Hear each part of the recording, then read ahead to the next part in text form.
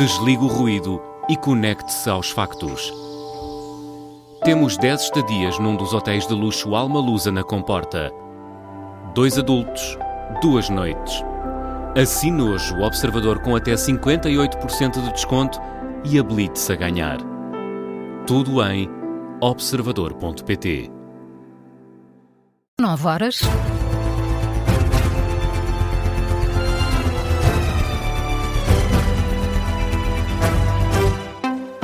As notícias na Rádio Observador com Carla Jorge de Carvalho. 3 meses depois da passagem da tempestade Christine, os autarcas da região de Leiria continuam a queixar-se da falta de apoios e da morosidade dos processos. Isto no dia em que o Governo apresenta o PTRR, o Plano Nacional para a Recuperação dos Danos. Olhando para as queixas, é o caso do Presidente da Junta de Freguesia de Monte Real e Carvide, a freguesia mais afetada na região de Leiria. O autarca Rui Pereira explica à Rádio Observador que a recuperação está a decorrer de forma lenta e gradual e aponta alguns atrasos na chegada dos apoios. Culpa sobretudo a CCDR e as seguradoras. As pessoas têm vindo a fazer a recuperação das suas habitações, naturalmente que estão, grande parte delas, sempre muito dependente dos seguros e dos próprios apoios da CCDR. Os seguros têm estado a fazer um trabalho muito lento, despacharam uma parte rápida com quem conseguiram fazer acordos diretos, mas não estão a dar grande resposta nesta fase às situações mais complicadas, e os apoios da CCDR a mesma coisa. Rui Pereira, o Presidente da Junta de Freguesia de Monte Real e Carvide.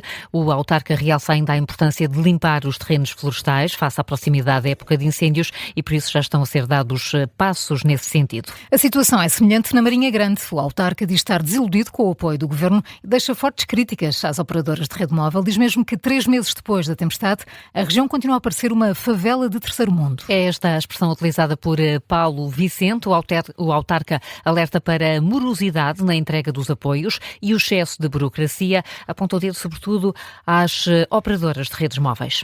Ainda há casas que não têm rede, infelizmente, e isso é uma das lacunas que nós temos denunciado, que há uma falta de respeito por parte das operadoras de comunicações. Há uma falta de respeito por parte dessas operadoras e repare, mesmo nas situações em que repõem as comunicações, não retiram os fios, quer dizer, nós parecemos uma favela, digamos assim, em determinados locais do concelho, parecemos uma favela do terceiro mundo com fios pendurados por tudo quanto é sítio.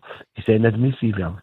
A Câmara da Marinha Grande já recebeu mais de 3 milhões de euros em apoios, mas à Rádio Observador, o autarca Paulo Vicente diz que ainda há muito por requalificar no concelho. Por agora, alerta que os apoios não são suficientes para responder a todos os problemas que persistem. E como dissemos, a tempestade Christine afetou a região central há precisamente 3 meses. Foi na madrugada do dia 28 de janeiro. A Rádio Observador está em Leiria para dar conta do que mudou, entretanto, e do que ainda falta fazer. E contamos para isso com o repórter João Gama, que nos vai ajudar a explicar isso mesmo. João, estás agora em direto do Armazém Solidário, o centro de apoio, onde quem precisa pode ir buscar, por exemplo, telhas para reconstruir as casas.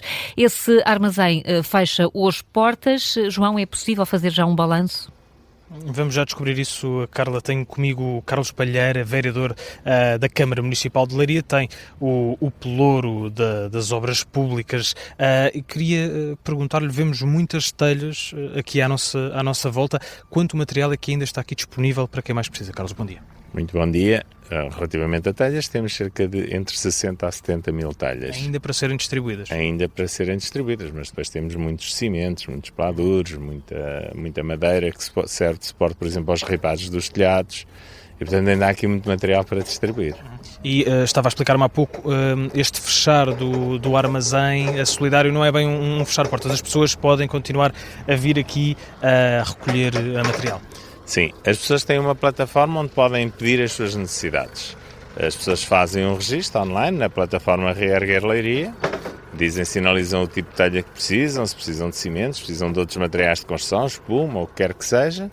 Nós validamos essa necessidade em sede dos serviços administrativos, validamos as existências em sede de inventário e depois fazemos uma marcação, um agendamento com a pessoa para ser mais ágil a entrega dos materiais à pessoa que eles necessita.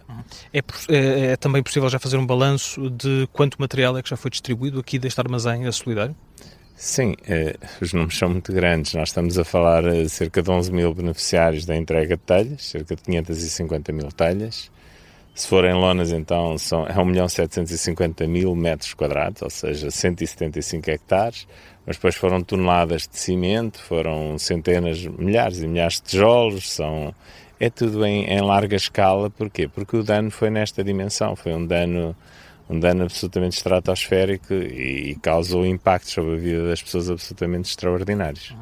3 meses se passaram desde o primeiro impacto da depressão, Christine. Quando aqui chegámos ainda estavam pessoas a vir aqui ao armazém pedir ajuda. Esse número de pedidos de ajuda ainda é preponderante e tem vindo a diminuir com o passar do tempo? Sim, tem vindo a diminuir, mas mantém-se ainda uma certa procura. E muitos porquê? Porque há a questão de a questão com os seguros que só se resolve mais tarde, outros até mesmo com os pedidos que fizeram de apoio ao Estado também, e portanto há sempre uma necessidade que vai surgindo. Também há o regresso, por exemplo, muitas pessoas que têm as suas habitações e são, por exemplo, imigrantes e que chegam agora a ver as suas habitações também em menos bom estado e portanto também terão que responder e portanto há sempre esta necessidade que é um contínuo. Estes materiais que ainda estão hoje disponíveis vão continuar a ser disponibilizados às pessoas? Desde que a pessoa faça o registro da sua necessidade na plataforma Reerguer, sim, serão disponibilizados e serão entregues, sim. E há pouco explicava também que, Carlos, que estes materiais não foram adquiridos pela Câmara Municipal, são doações também de outros portugueses. Sim. Inclusive até algumas telhas mais velhas para adaptar aos telhados mais certo.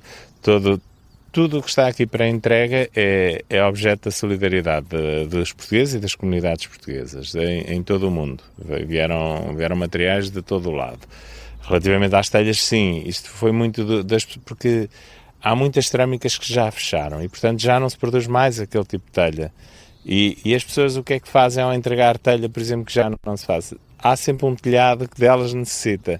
E isto é preciso encaixar a telha, que é exatamente a telha que temos no telhado, porque senão não dá.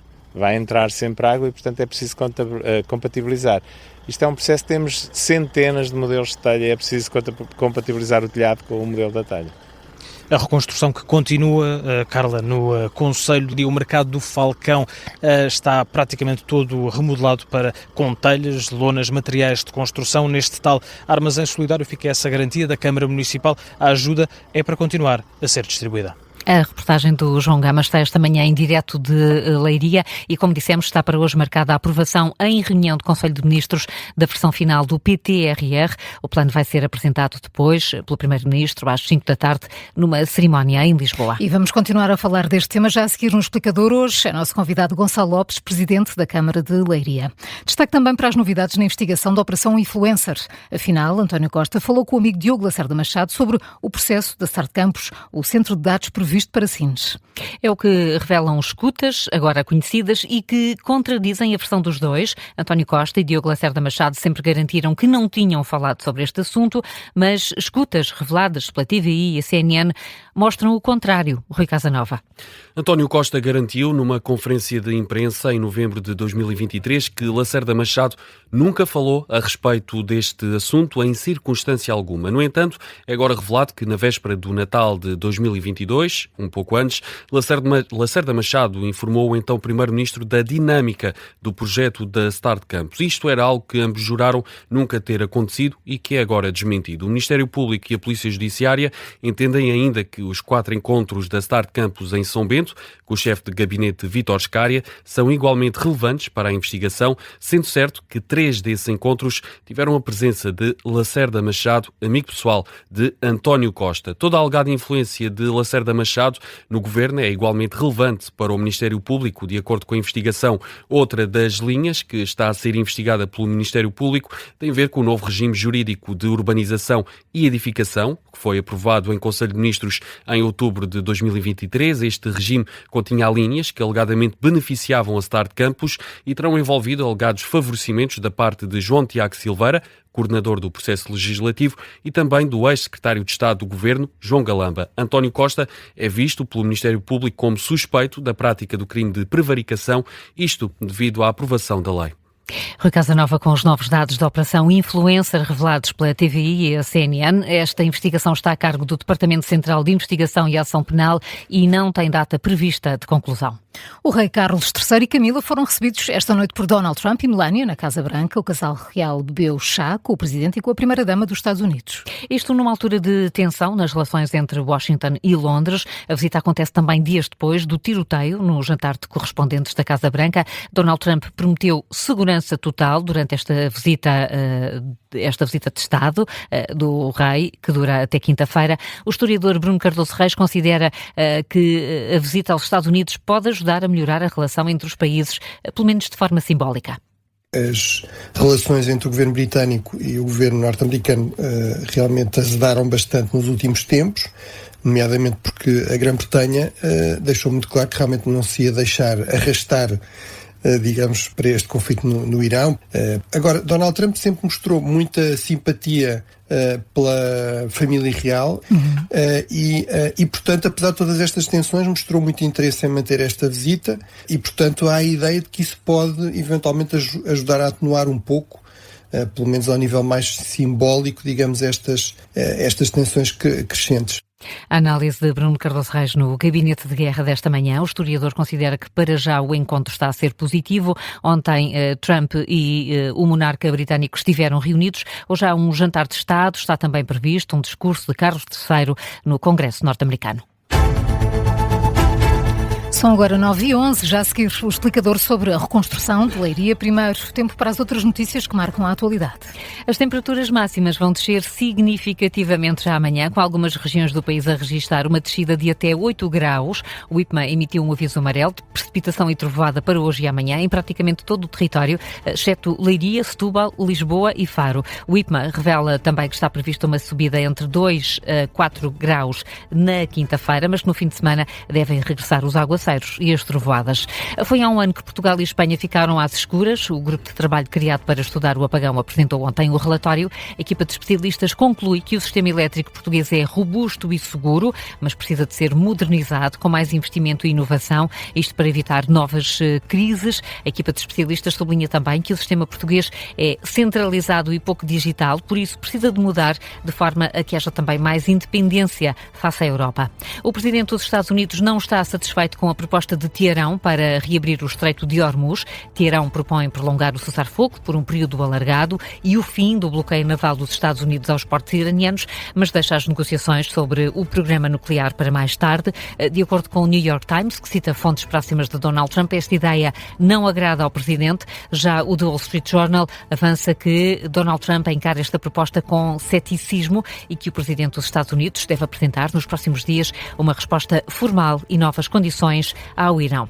São documentos revelados pelo Observador que permitem reconstituir a forma como Renato Seabra assassinou Carlos Castro em Nova Iorque. Os fecheiros do caso Carlos Castro é o mais recente podcast Plus do Observador e o 4º episódio já está disponível. É baseado em milhares de fecheiros de investigação que permitem reconstituir não apenas o crime, mas a forma como a relação entre o cronista social e o jovem aspirante a modelo se deteriorou nos dias antes do homicídio.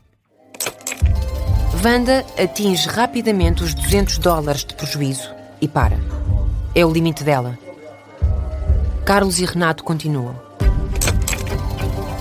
A portuguesa há de dizer mais tarde que perdeu a conta às notas de $100 que o amigo deu ao namorado para ele gastar na roleta e nas slot machines.